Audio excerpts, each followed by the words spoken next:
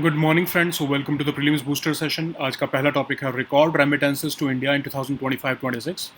ये टॉपिक आपके इकोनॉमी के लिए इंपॉर्टेंट है। तो इंडियन वर्कर्स ने लगभग 110 बिलियन डॉलर्स जो है वो अपने घर वापस भेजे हैं, जिसकी वजह से इंडिया के एक्सटर्नल फाइनेंसिस को एक क्वेश्चन मिला है वेस्ट एशिया क्राइसिस के टाइम पर। तो ये पहली बार है कि जो वर्कर्स रेमिटेंसेज हैं वो 100 बिलियन डॉलर के मार्क को एक साल में ही क्रॉस कर गए हैं। तो रेमिटेंसेस क्या होते हैं? बेसिकली मनी ट्रांसफर्स जो माइग्रेंट वर्कर्स या ओवरसीज़ नेशनल्स अपनी फैमिलीज़ या होम कंट्रीज़ में करते हैं, और ये one of the largest source of foreign exchange होता है डेवलपिंग इकोनॉमीज़ के लिए। तो दो तरह के होते हैं एक अगर हम देखें वर्कर्स रेमिटेंसेस, जो पैसा इंडियंस जो बाहर काम कर रहे हैं वो भेजते हैं अपने घर पे।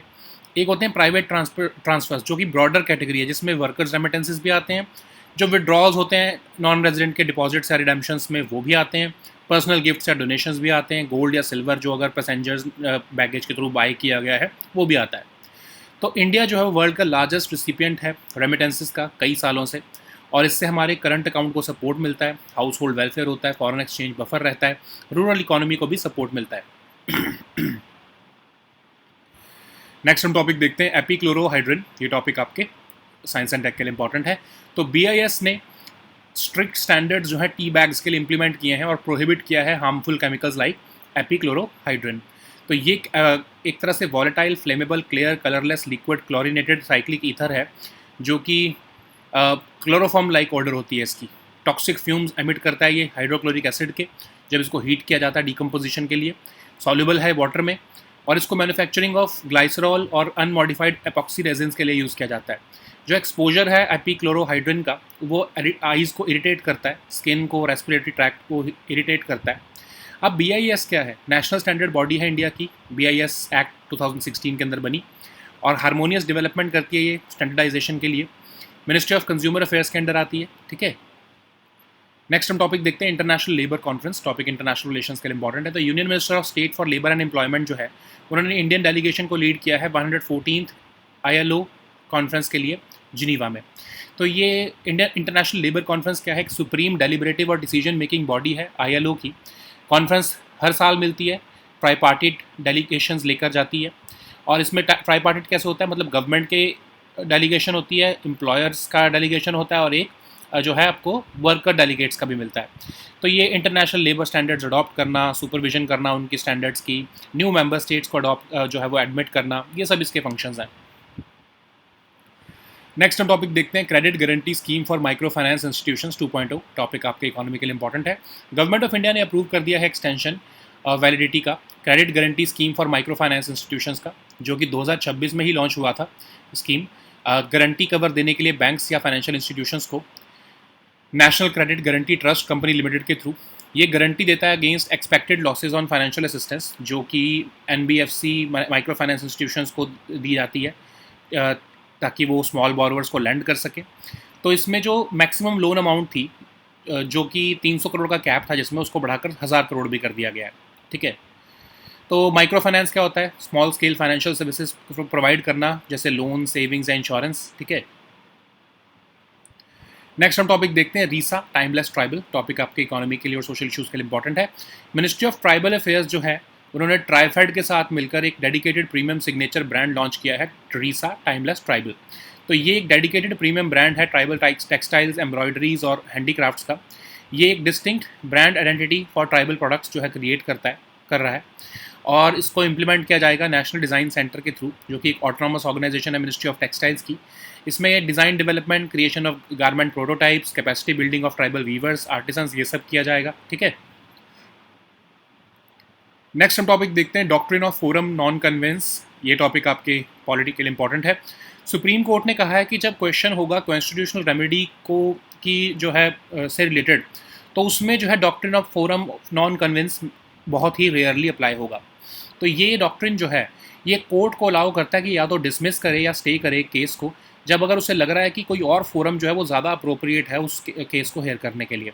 तो इसको प्राइवेट इंटरनेशनल लॉ में खासकर बहुत यूज़ किया जाता है, जब कोर्ट्स को फ्रीक्वेंटली लगता है कि क्योंकि क्रॉस बॉर्डर डिस्प्यूट्स हैं, तो जिसमें मल्टीपल जुरिस्डिक्शंस है, तो कोई और जुरिस्डिक्शन ज़्यादा अप्रोप्रिएट होगा उस इशू को सॉल्व करने के लिए। तो इसको डिस्क्रिशनरी जो है वे में अप्लाई किया जाता है। कोर्ट्स कई फैक्टर्स देखते हैं, जैसे convenience of parties, location of evidence, witnesses, और ओवरराइडिंग कंसिडरेशन इसमें होती है कि क्या इंटरेस्ट ऑफ जस्टिस जो है वो किसी और जुरिस्डिक्शन में अगर उसे हम सर्व करें तो वहाँ अच्छे से जो है वो जस्टिस हो पाएगा। तो इसके बेसिस पर ही डिस्क्रिशनरी जो है वो पावर ली जाती है। नेक्स्ट हम टॉपिक देखते हैं जोरेन डिसीज़। ये टॉपिक सोशल इश्यूज़ के लिए इंपॉर्टेंट है।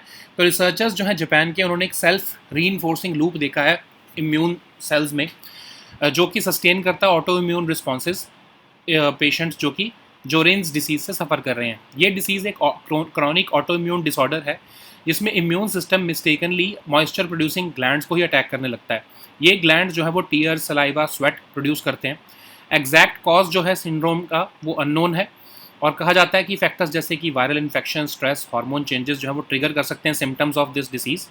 और ये किसी भी एज में हो सकता है, लेकिन जो है जब 40 साल से एज के ज़्यादा के हो जाते हैं तो सबसे ज़्यादा डायग्नोस किया जाता है। 90% जो एडल्ट्स हैं वो जो इस डिसीज़ से सफ़र कर रहे हैं वो विमेन हैं। और पीपल जिनको ये डिसीज़ है वो उनको dry eyes, dry mouth, swelling of the glands in the face and neck areas, ये सब सफ़र करना पड़ता है।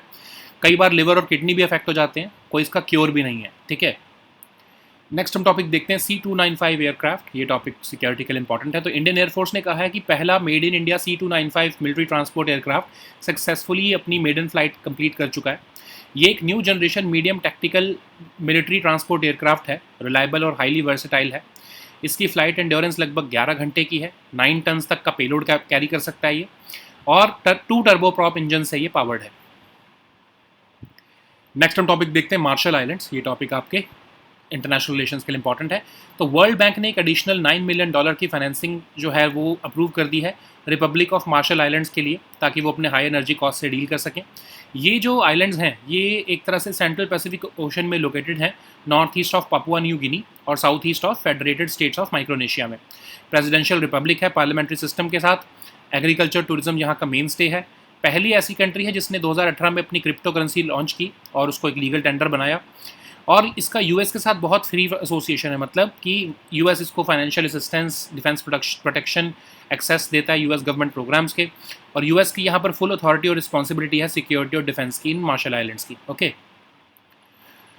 सो now let us see all these topics in English. So the first topic is record remittances to India in 2025-26. This topic is important for your economy section.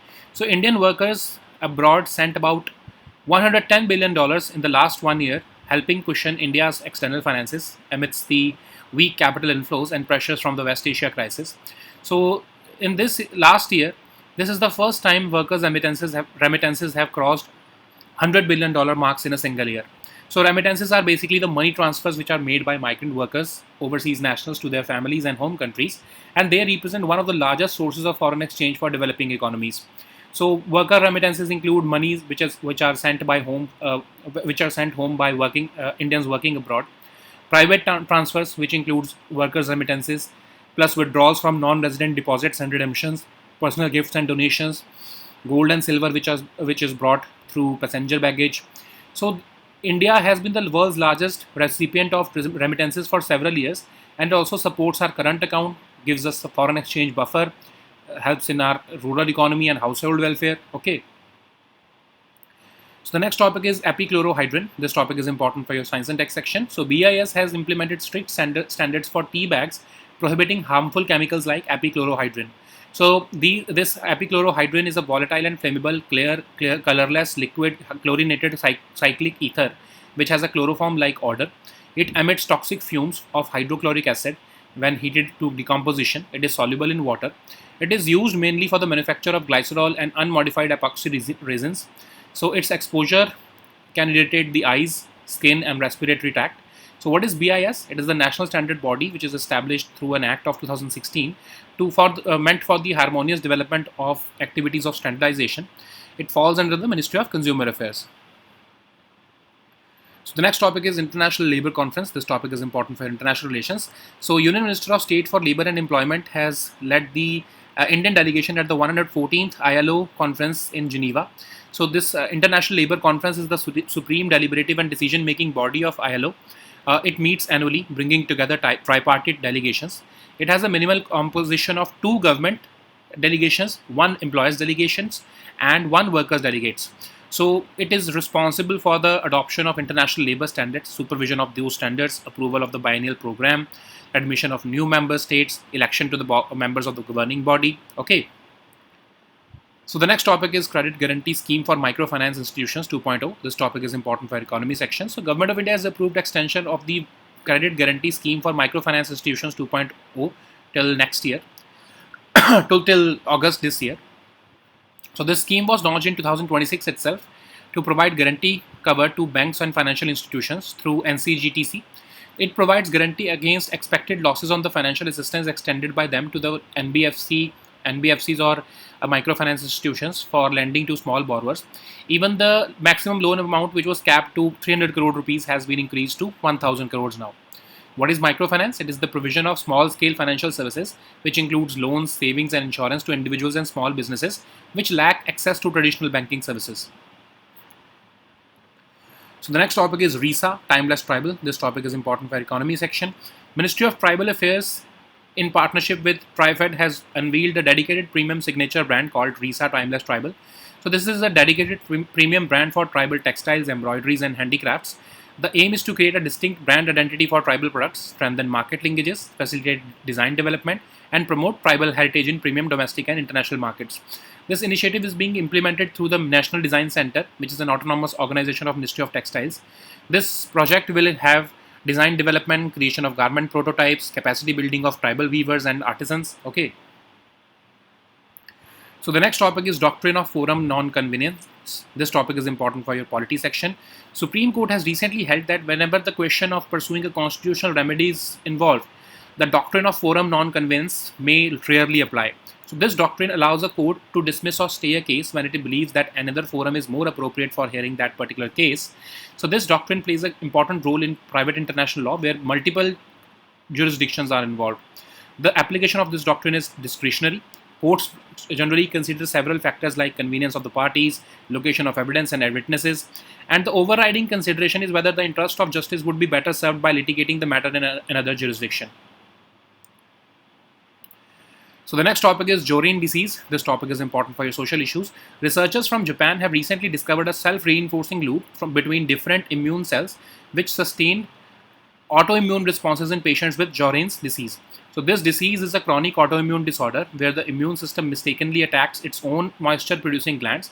It typically attacks the glands which produce tears, saliva, and sweat. The exact cause of this syndrome is unknown. It is generally caused by viral infections, stress, hormone changes, which can trigger the symptoms of this disease. It can happen at any age, but most people who are diagnosed are older than 40. 90% of them are women. So the symptoms include dry eyes, dry mouth, swelling of the glands in the face and neck areas. Sometimes the liver and kidneys also get affected, and there is no cure for this syndrome. So the next topic is C-295 aircraft. This topic is important for your security section. Indian Air Force has said that first made in India C-295 military transport aircraft has successfully completed its maiden flight. It's a new generation medium tactical military transport aircraft. It is a reliable and highly versatile tactical transport. It has a flight endurance of up to 11 hours. It can carry up to 9 tons of payload. It is powered by 2 turboprop engines. So the next topic is Marshall Islands. This topic is important for your international relations. World Bank has recently approved an additional $9 million in financing to help the Republic of Marshall Islands manage its sharply higher energy costs. So this Republic of Marshall Islands is a country located in Central Pacific Ocean, northeast of Papua New Guinea and southwest of Federated States of Micronesia. It's a presidential republic with a parliamentary system. Its economy is sustained by agriculture and tourism. In 2018, it became the first country to issue its own cryptocurrency and certify it as a legal tender. It has a free association with the US, where the US provides it with financial assistance, defense production, and access to the US government programs. US also has the full authority and responsibility for security and defense of the Marshall Islands. Okay. So these were our topics for today. We'll meet next time with new topics. Until then, goodbye and take care.